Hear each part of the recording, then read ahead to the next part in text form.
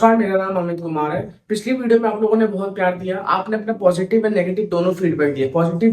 Positive feedback को देख के अच्छा लगा और नेगेटिव फीडबैक पे मुझे काम करने की जरूरत है। एक फीडबैक ये भी आया था बहुत बार कि आप थोड़ा फास्ट बोलते हो, तो मैं उसके ऊपर इंप्रूवमेंट करूंगा कि कोशिश करूँ कि आपको धीरे से धीरे कंटेंट दे सकूं। सबसे पहले हमने पिछली वीडियो में देखा था कि कोई भी टेंस को हम कैसे पहचान सकते हैं, केवल 4 या 5 स्टेप्स में। आज हम समझेंगे कि किसी भी टेंस को हम इंग्लिश में कैसे कन्वर्ट करते हैं। थोड़ा इजीली समझेंगे तो ज्यादा अच्छा रहेगा। इवन इसके साथ साथ हम ये भी समझने की कोशिश करेंगे कि जैसे अगर हमारे पास में कोई भी टेंस आ रहा है तो वो टेंस कौन से तरीके से हमें समझना पड़ेगा। इवन लाइक अगर हम सोच रहे हैं कि अगर कॉन्टिन्यूअस का है तो कॉन्टिन्यूअस में कौन सा फॉर्मूला अप्लाई होगा। इसके साथ साथ हम ये भी देखने की कोशिश करेंगे कि कहाँ पर हेल्पिंग वर्ब यूज होगी, कहाँ पे वर्ब यूज होगा, कहाँ पर सारे के सारे मैंडेटरी जो पॉइंट होते हैं वो कैसे यूज होते हैं। ठीक है, कहाँ पे इज एम आर का यूज होगा। ठीक है, ये देखिए कॉन्फ़िगरेशनल चीज नहीं है। आपको थोड़ा सा समझाता हूँ कि जब कोई चीज यूज होती है तो उसको एक सही तरीके से यूज करना है। करेक्ट वर्ड एक होती है जैसे कि शब्दों की शुद्धिकरण। तो अब हम जैसे बात करेंगे। ओके, तो ये आज हमारा पार्ट 2 है इंग्लिश ग्रामर का टेंस प्रेजेंट कॉन्टिन्यूअस का। ओके, आप देखते हैं जैसे हमारे पास में प्रेजेंट कॉन्टिन्यूअस टेंस है, बहुत सिंपल है। हमने पिछले वाले स्टेप्स ही चलेंगे, उस स्टेप्स के हिसाब से हम समझेंगे तो ज्यादा अच्छे से समझ में आएगा। सबसे पहले समझते हैं कि किसी भी टेंस के हम अंत में देखें। मैंने आपको बताया था 4 या 5 स्टेप लगेंगे कोई भी चीज को समझने के लिए। दूसरा था कि अगर रहा रही रहे रहो जैसे शब्द आ रहे हैं, ओके, इसके साथ साथ रहा रही रहे रहो जैसे शब्दों में अगर है आ रहा है तो वह निरंतर वर्तमान काल है। पहली चीज। अब निरंतर वर्तमान काल क्या है, डिफरेंट मत होना, परेशान मत होना, थोड़ा अच्छे से समझाता हूँ। तो वो क्या है, निरंतर वर्तमान काल। निरंतर का मतलब होता है कोई काम कंटिन्यूस चल रहा है, कोई काम कंटिन्यूस चल रहा है, चलते जा रहा है, चलते जा रहा है। ठीक है, एग्जाम्पल के लिए समझते हैं कि राम घर जा रहा है, यानी कि राम घर जा रहा है। अब इस सेंटेंस में आपको एक चीज समझ में आ गई है कि कोई काम परफेक्ट नहीं हुआ है, कोई काम का पता नहीं है, लेकिन वो काम चल रहा है। यानी कि यहाँ पर क्या, राम घर जा रहा है। ठीक है, तो इस तरीके से समझ सकते हैं। जैसा कि मैंने आपको पिछली वीडियो में पिछले वाले लाइन में बताया था कि किसी भी टेंस के अंत में देखें। आपको दिख रहा होगा, यहाँ पे दिख रहा है कि किसी भी टेंस के हमें अंत में देखना है, तो हम अंत में देखेंगे। तो ओके, अंत में हमें क्या मिल रहा है। अब जो हमारा है वो क्या है, वो हमारा एग्जैक्टली में ये इंडिकेट कर रहा है कि वो कौन सा टेंस है, प्रेजेंट है कि पास्ट है या फ्यूचर है। वो 3 चीजें हमें बता सकते हैं। तो ओके, हमने है देख लिया, ठीक है, हमें पता चल गया कि ये कौन सा टेंस है। अब हम समझेंगे कि उससे ठीक एक कदम पीछे, क्योंकि हमने पिछली वीडियो में बताया था कि एक कदम पीछे हमें देखना ही देखना है। तो हमने एक कदम पीछे देखा तो रहा रही रहे रहो जैसे शब्द आ रहे हैं।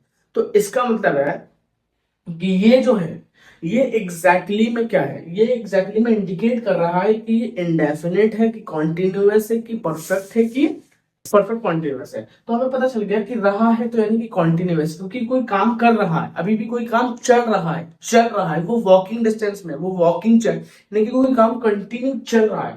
अब इन दोनों को जब हमने देखा तब हमें पता चला कि ये कॉन्टिन्यूअस के लिए जाना जाता है और ये प्रेजेंट के लिए जाना जाता है। तो इसका मतलब ये क्या हुआ कि अगर रहा नहीं रहे रहो के साथ में है जैसे शब्द आ रहे हैं तो वो प्रेजेंट कॉन्टिन्यूअस यानी कि निरंतर वर्तमान काल को इंडिकेट करते हैं। तो राम घर जा रहा है। लेकिन इसमें एक चीज है, सस्पेक्ट क्या है कि देखो, निरंतर का अर्थ होता है कि कोई कार्य चल रहा है, अभी कैसे चल रहा है हमें नहीं पता कब जा रहा है। ठीक है, हमें ये भी नहीं पता कहाँ जा रहा है, हमें ये भी नहीं पता कि कैसे जा रहा है, हमें ये भी नहीं पता कि वो कितने बजे जा रहा है, बट वो कोई काम है तो कंटिन्यू के अंदर में है। जो कंटिन्यू के अंदर में होता है तो हमें ये चीज नहीं कंफर्म होती, कुछ चीजें हमें कंफर्म नहीं होती है। ओके, तो किसके साथ जा रहा है ये भी नहीं पता है, तो यानी कि वो काम कंटिन्यूसली है, अभी भी कंटिन्यूड है। आगे हम समझते हैं कि राम घर जा रहा है। तो राम जो हमारा सब्जेक्ट है, घर हमारा ऑब्जेक्ट है। 2 चीजें हमने समझी, रहा सॉरी जा हमारा वर्ब है, इसके साथ साथ रहा हमारा कंटिन्यूअस है, इसके साथ साथ है हमारा प्रेजेंट है। तो यानी कि अगर हम इन दोनों को समझेंगे तो समझ में आएगा कि ये प्रेजेंट कॉन्टिन्यूअस। अब देखो आपका फॉर्मूला भी यहाँ पे ऐसे ही बन गया है। अगर हम समझे कि फॉर्मूला कैसे बना है तो हमें क्या क्या यूज करना है, जो मेन फॉर्मूला है उसको समझते हैं। हेल्पिंग वर्ब अगर हटा दिया जाए तो पूरा फॉर्मूला बन जाता है। सब्जेक्ट की जरूरत पड़ेगी, ऑब्जेक्ट की जरूरत पड़ेगी, ओके, वर्ब की जरूरत पड़ेगी, इसके साथ साथ प्रेजेंट पास्ट फ्यूचर के साथ साथ हमें कॉन्टिन्यूअस इंडेफिनिट और प्रेजेंट परफेक्ट के बारे में भी जानना जरूरी है। ओके, अब यहाँ पे प्रेजेंट कॉन्टिन्यूअस हमें समझ में आ गया कि ये प्रेजेंट कॉन्टिन्यूअस का एक सेंटेंस है। लेकिन अब इसमें हमें एक चीज समझनी, ये हमारा फॉर्मूला का वेरिएशन है कि जो फॉर्मूले में क्या होता है, पहले हमारे पास सब्जेक्ट आता है, फिर हमारे पास में हेल्पिंग वर्ब आती है, फिर हमारे पास में वर्ब आता है, फिर हमारे पास में आईएनजी आता है वर्ब के साथ में, और फिर हमारे पास में ऑब्जेक्ट आता है। तो ये कुछ इस तरीके से फॉर्मूला हमारा बनता है। ओके, इस फॉर्मूले को आप समझ सकते हो कि देख सकते हो कि पहले सब्जेक्ट, फिर हेल्पिंग वर्ब, फिर वर्ब। ओके, फिर उसके बाद में आईएनजी, फिर उसके बाद में क्या, ऑब्जेक्ट। ओके, अगर आपको चीजें समझ आ गई है तो आप आगे से भी समझ सकते हैं कि यानी कि ये हमारा सब्जेक्ट, फिर हेल्पिंग वर्ब, फिर वर्ब, फिर आईएनजी और ऑब्जेक्ट। क्या है, subject, helping verb, verb, ING, verb के साथ आईएनजी को यूज करते हैं। फिर हम समझते हैं सेंटेंस स्ट्रक्चर क्या होता है। सेंटेंस स्ट्रक्चर बहुत बनाना इजी है। सबसे पहले हमारे पास में यहाँ पे हिंदी के कुछ सेंटेंस आएंगे। ओके, इसके बाद में यहाँ पे हमें इसको इंग्लिश में कन्वर्ट करना है। कैसे, बीच में फॉर्मूले के थ्रू। तो फॉर्मूले को हमने बीच में पार्टिकल्स दे रखे हैं, जिस तरीके से आपको समझ में आ सकता है कि कौन सी चीज कैसे बनेगी। ओके, तो सबसे पहले समझते हैं कि जो हिंदी के हमारे पास में कुछ एग्जाम्पल्स, लगभग 5-6 एग्जाम्पल्स हैं, इन्हीं के थ्रू हम समझेंगे। जैसे कि आप लिखा, मैं घर जा रही हूँ, वह घर जा रही है।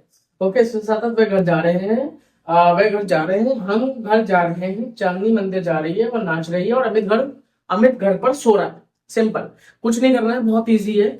अब देखो थोड़ा सा इसको समझते हैं कैसे होता है। देखो, मैं का मतलब होता है आई, लेकिन हमने क्या बोला कि उसके बाद में हेल्पिंग वर्ब आता है, लेकिन हेल्पिंग वर्ब में हमारे पास में 3 एग्जांपल दे रखे हैं, इज, एम, आर। कौन सा एग्जांपल फिट बैठेगा हमें इसको नहीं समझने की जरूरत है, इतना दिमाग लगाने की जरूरत है। सिर्फ इतना समझो कि आई के साथ अगर इज लगा रहे हो तो थोड़ा अच्छा नहीं लग रहा है, आर लगा रहे हो वो भी अच्छा नहीं लग रहा है। आप इसको समझो कि इस आई के साथ एम लगाओ, तो आई एम गोइंग है, क्योंकि गो हमारा सिर्फ B1 है, उसके साथ हमने आईएनजी लगा दिया तो ये B4 हो गया। तो जब ये B4 हो गया तो ये क्या हो गया, आई एम गोइंग होम। तो जब ये हो गया आई एम गोइंग होम, तो इसका मतलब क्या हो गया, आई एम गोइंग होम। अब थोड़ा इसको अच्छे से मॉडिफाई कर लो, तो सिंपल आप इसको ऐसे भी लिख सकते हो, I am going to home. Simple. यहाँ पे मैंने शी का यूज क्यों किया, हमने ही का यूज क्यों नहीं किया। अगर यहाँ पे ध्यान से देखो तो इस सेंटेंस में क्या आ रहा है, वह घर जा रही है। तो वह जो है, वह तो ठीक है, वह लड़के में भी यूज हो सकता है, लड़की में भी यूज हो सकता है, बट जो हमें लास्ट में देखना है कि रही है, तो यानी कि किसी लड़की के लिए बात हो रही है। तो जब हम लड़की के लिए बात करते हैं तो हमें पता चलता है कि वह का मतलब होता है शी। तो शी के साथ में हमेशा इसका यूज होता है, क्योंकि अब देखो, शी इज गोइंग होम, क्योंकि गो हमारा B1 है और आईएनजी हमने लगा दिया तो ये हो गया B4। ओके, तो शी इज गोइंग होम। कोई नहीं, यहाँ पे थोड़ा सा गलत हो गया है। आगे बढ़ते हुए समझते हैं कि are going they are going home. ये कैसे हुआ, वह का मतलब क्या होता है, दे। ओके, घर जा रहा है, हमें इससे मतलब नहीं है, हमें ये देखना है कि वह है तो दे है, और दे के साथ में हमेशा आर का यूज करते हैं, दे आर, क्योंकि ये स्ट्रक्चर भी ठीक बैठ रहा है और अच्छा भी लग रहा है सुनने में। तो दे आर गोइंग होम, या फिर हम इसको ऐसे भी बोल सकते हैं, they are going to home.